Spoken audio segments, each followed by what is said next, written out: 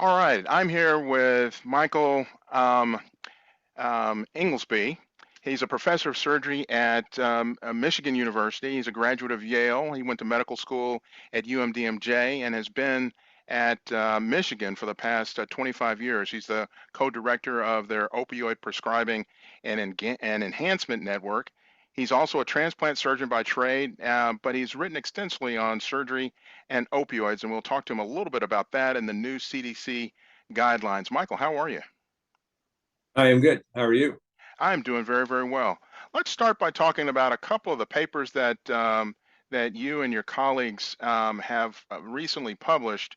One of them was one in pediatrics, which was published in 2018, and it's a persistent opioid use in the pediatric patients after surgery. You would figure that that would be a population where you would have little opioid use. What did you find? Yeah, I mean, having healthy kids having normal problems like appendicitis and stuff, you kind of would assume that the kind of complication of those events of of young people being stuck on opioids would be very rare. But we found it was distressingly common, and it's messy. So the data is messy. Some of it in further research is potentially prescriptions, kind of filled by family members, and kind of misdirected for utilization. But it seems to be that a small number, but a distressing number of children have normal problems, are exposed to opioids, and struggle to stop taking them and continue to take them long term, which is, don't get me wrong, it might be the right thing for some children. That's, doctor discretion and opinion, but our research indicated that it's a lot more common than we thought, and that some kids probably just shouldn't be exposed to opioids, or most kids, to be honest, and they can do just fine with non-opioid pain control. In my practice, I'm a trauma surgeon, acute care surgeon, so I will see patients that either most commonly for kids would be acute appendicitis, and it seems like one or two doses of a narcotic in the hospital, and then it's mostly Tylenol for pain, and so I was again, most of these are laparoscopic cases, and so I would figure they were not having a lot of pain. Um, and I will transition that paper to another paper that you and your group, your colleagues wrote. It was in the Annals of Surgery in 2022 about the persistent opioid use after inguinal hernia repair. Yeah, I mean, same story, same problem. Um, it's, I don't know if it's the most common general surgical procedure, but it's got to be up there. And inguinal hernia or groin pain, certainly well documented. Experts in that exist, and some patients really do struggle after inguinal hernia. Um, but I think what probably is more of a relevant issue are just a phenotype of people who are exposed to opioids and they struggle to stop them, and they just kind of take all of them. We give them a lot, and they take all of them, and then they feel really bad, and they come back, and they have pain, and we give them more, and then they essentially become chronic opioid users. I think that's becoming less and less common, but I think it's a particularly, I guess, tragic narrative for someone who has like an inguinal hernia. Like, I don't know why, but it feels a little more palatable as a physician if someone had like a, multi-organ trauma. that, Right.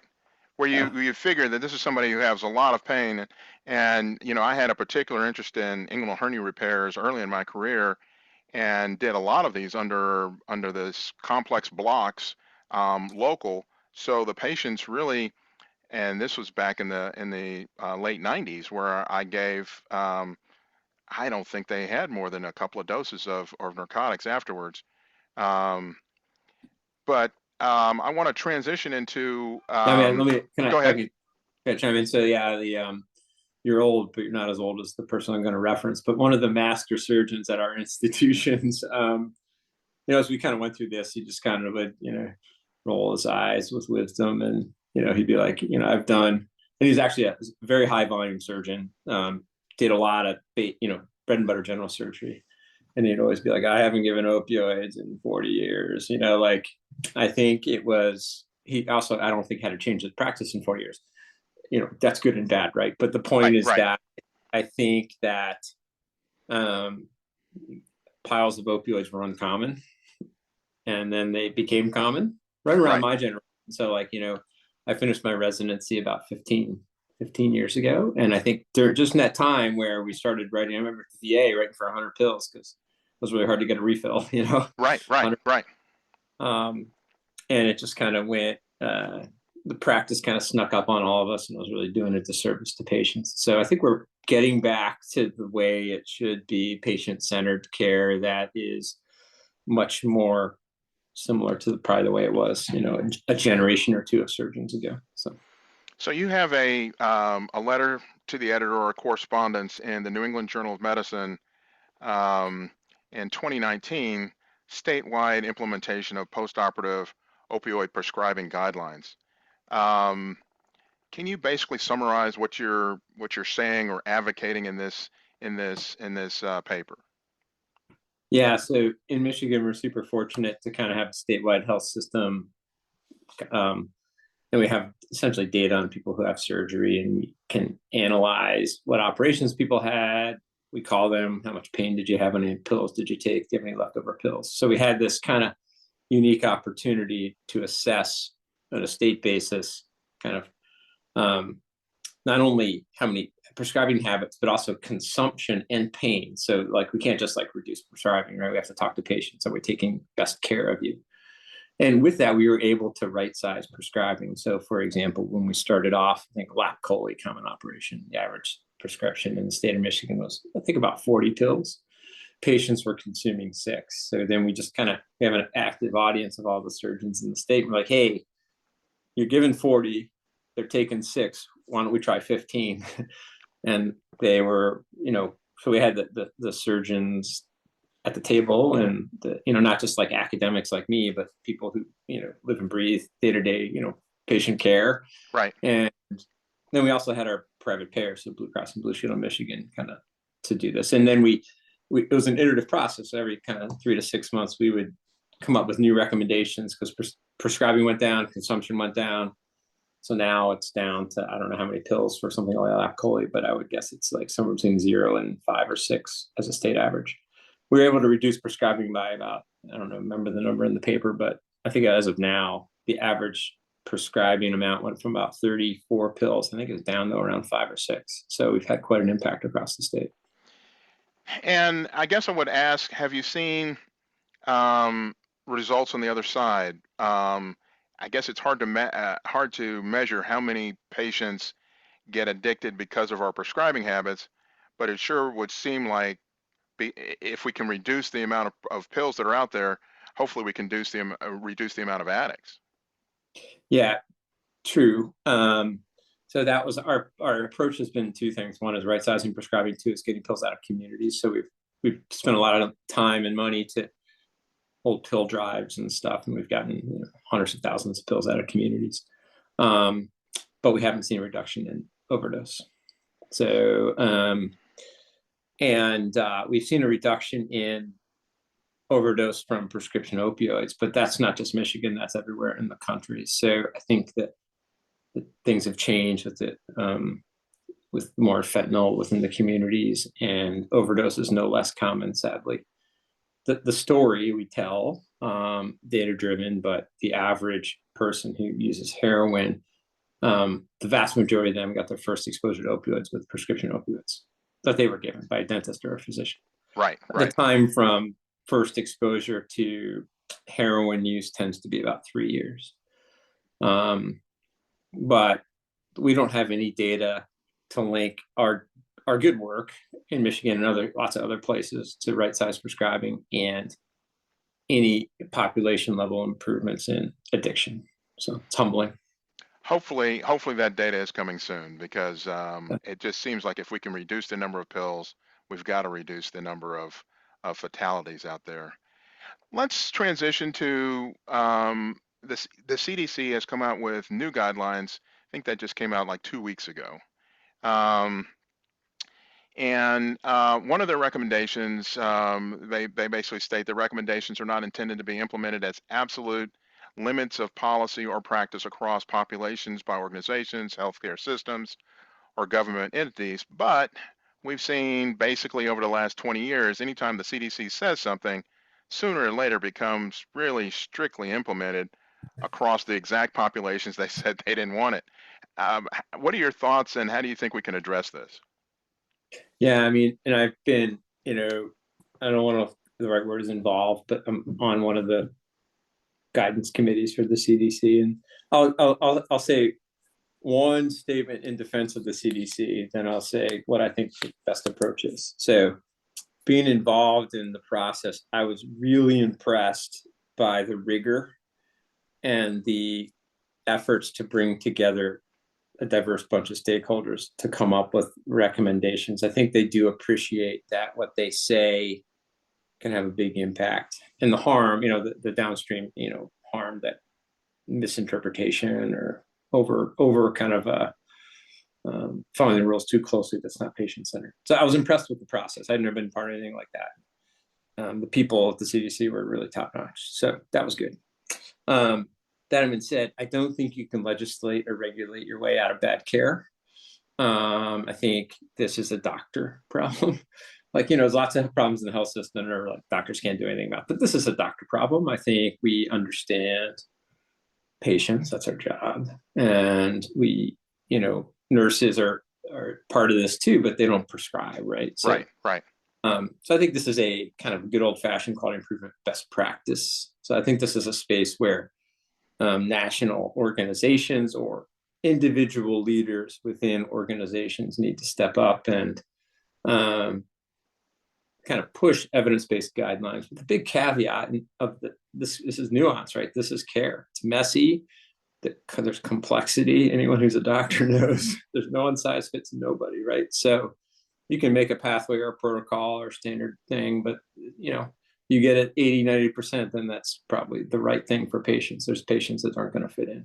So I think overinterpretation of the CDC guidelines certainly can leave people out. And we've heard a lot of that from patients and patient advocacy groups. And that's just because I don't think regulations are the right approach to care. So I guess really leading from that into, let's talk about a patient that I'm taking care of and I, look at nearly every day. Um, I'm constantly confronted with patients with rib fractures, um,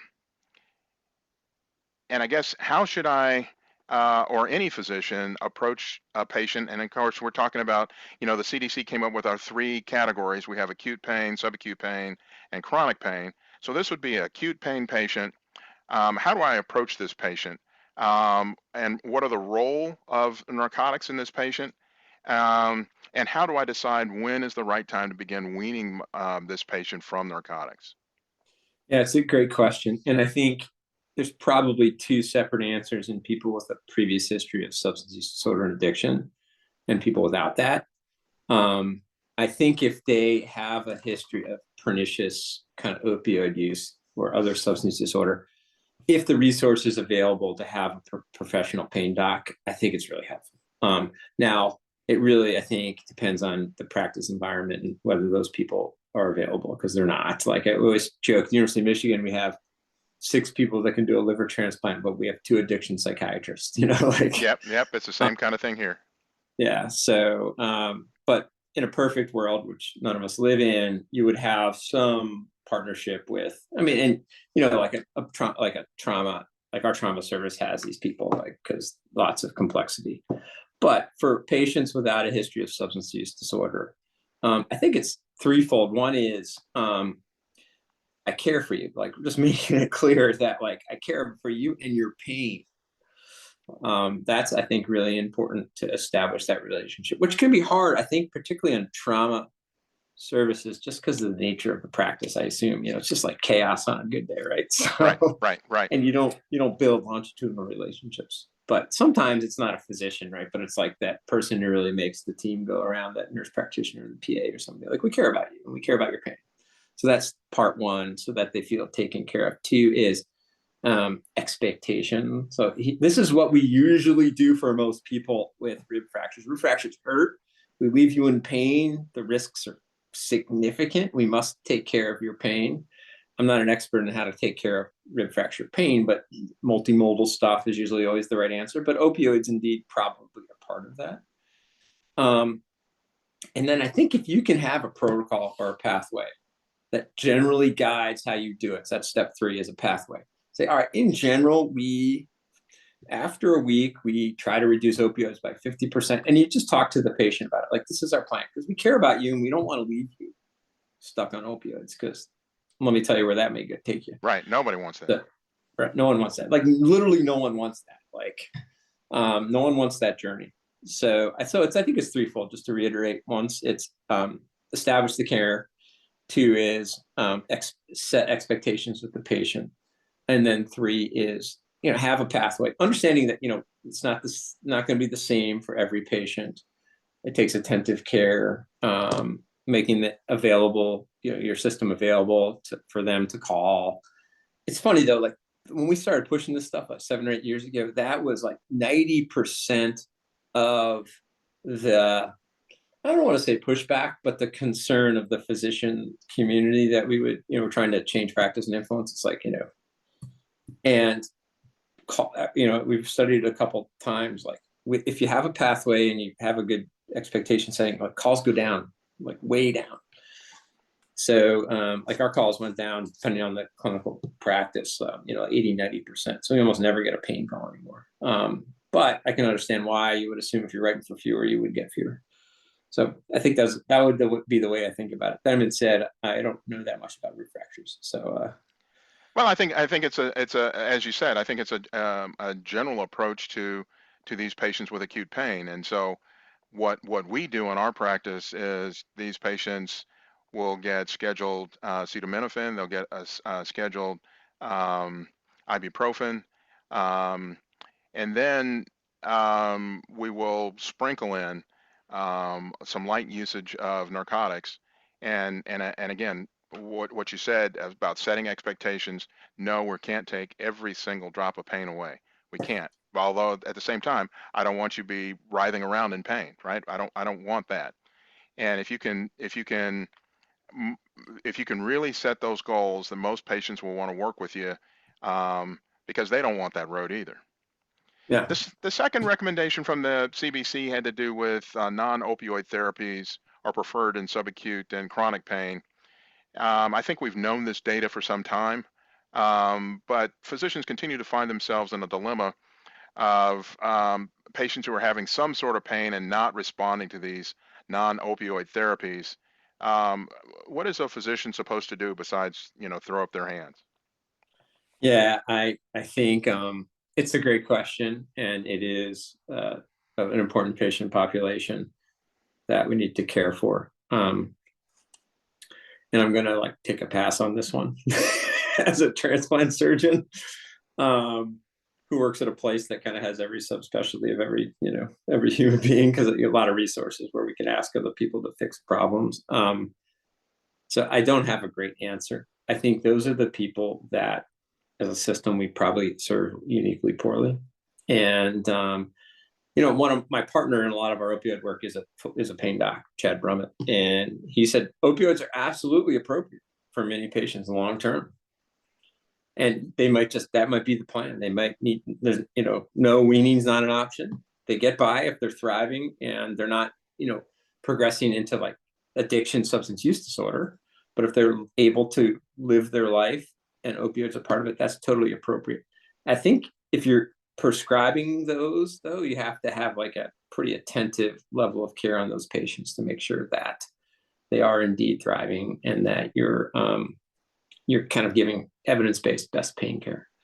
And in my practice, I don't think it's necessarily punting, but getting those pain doctors involved in those particular patients, because this is out of my field of expertise. I'm happy to take care of the acute care pain, but once you get into the subacute and chronic, these are patients that I don't monitor, and I really want to get those patients into the pain experts and see whether they have any other therapies, and make the decision that they want to keep these patients on narcotics or not, depending upon the patient's status.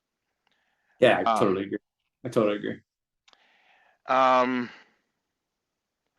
the fourth recommendation seems to tie in with the third, and the third recommendation had to do with we should be trying to prescribe immediate release instead of extended release opioids. And then the third recommendation had to do with starting off with the in opioid naive patients in the lowest effective dose. Um, Again, that seems to tie into the research that you and your colleagues have done about trying to decrease the amount of narcotics that you're giving these patients. Any comments on that? Yeah, I mean, I think for almost every operation, Tylenol, ibuprofen around the clock. If opioids are necessary, opioids for breakthrough pain. And then we, depending on the care setting, we'll actually like give patients like a 3-day kind of like pill box, or they know, all right, this time I'll take these pills. Let's take them around the clock. And if patients, GFR is less than 40 or anything like that, then the ibuprofen dosing and things have to change. But we've kind of found, and I don't know if we have particularly compelling data, more qualitative data, that have them taking their own Motrin and Tylenol just doesn't work as well. You give them a big fat 800 milligram ibuprofen every 8 hours. And so almost using prescription type stuff. And then we would actually fill pill boxes with Tylenol. It only took a year to get permission to do this, of course, within our institution, but we would hand them that for 3 days. Then that's essentially an opioid sparing pathway. And I think the majority of patients who have routine kind of surgical care at our institution take no opioids now. They're depending on the case, they're prescribed them frequently. But my daughter had wisdom teeth removed just like a week and a half ago, and I was kind of wondering if they were going to give her a big, huge bottle of pills, and they didn't. Turns out I knew the oral surgeon, and I think he probably knew that was some of the stuff I work on. But so the ibuprofen, Tylenol, and actually in dental care, there's actually really good randomized trials showing that pain care is better for Tylenol, ibuprofen. So yeah, so having a very specific pathway, particularly for older patients, tell them exactly what to do, I think is really helpful. As you know, over the last several years, state legislatures jumped on the bandwagon and they passed laws restricting how and when physicians can prescribe opioids. In the past, we would give patients a 5 or 7 or even a 10-day prescription for narcotics. Now, here in West Virginia, you can give a 3-day prescription, but if you give more than 3 days, that gets reported to the state, and nobody wants anything to do with being reported to the state. And I guess my question for you is, do these new guidelines address this duration? And again, how do we know when the right time to get these patients off of narcotics is? Yeah, I mean, as soon as possible, I think, is the right answer. I mean, you can have withdrawal relatively quickly. You take them around the clock for 3 or 4 days. Day 5, you feel really crappy when you stop. So, and it can be kind of a pernicious cycle for patients. Yeah, I'm not a fan, as I said before, of regulatory measures to fix this problem. I totally understand why states went there, because the physician community is culpable for a lot of these problems. They really are, and we have to look at ourselves. A small number of physicians doing some bad things in states like West Virginia and Michigan. I think West Virginia was a little bit of the poster child. Michigan was like number 3 or number 4 for number of pills given per prescription and things like that, and just all the things that kind of ended up getting explained to us through the opioid epidemic kind of in the news. So I totally understand why those rules exist, but they're not patient-centered. They're not evidence-based. I kind of hope they would go away too. Is doctors are smarter than those rules, so you just have to adjust your. We've written a couple of papers on this when they like change the schedule of certain medications. Then or you couldn't do like a virtual prescribing. People would just give like more pills, you know. Right. Or they give the high dose pills or things like that. So there's, you can't regulate your way out of this problem. This is a clinical problem. So hopefully it goes away. I don't think the CDC stuff really touches that particularly well. My hope would be that a lot of these rules will go away because it just makes physicians angry. It just leaves a couple of patients out of best care because our patients that need more, and it just I don't know, it doesn't make anyone happy, I think. So it seems to me like we need more pain management experts, both in the hospital and out of the hospital, for these more complex patients that take a lot of time and energy. You have to sit down with them, and it's not something you're going to run in and run out of the room. You have to spend some time and get to know them and get to know what it is that their particular problem and how you can address it. Any final comments? I think we've addressed your paper and the CDC guidelines pretty well. Any thoughts? no, I mean, I think it's interesting that you're a trauma surgeon. I think that population is uniquely challenging for all the socio-demographic kind of issues and a particularly vulnerable population. So I think I'm excited that you as a trauma surgeon are interested in this issue and this topic. And I mean, I do think we as the physician community have made a lot of progress in the last couple of years. And potentially we made a little too much progress, and we need to kind of be a little more patient-centered in this. And I think that's kind of where we're fitting now. We're having conversations like this, which is they're kind of critical, and they're kind of evidence-based. So I'm excited. I really appreciate your time. We've been talking with Michael Englesbe of the University of Michigan, professor of surgery and a transplant surgeon. Thank you so much for being with me. I wish I had dressed more formally. I was. Looks like you just got back from running. No, I just got back from transplanting. So I was a little worried I was going to miss this. So. Well, we appreciate your time. All right, thanks, Dr.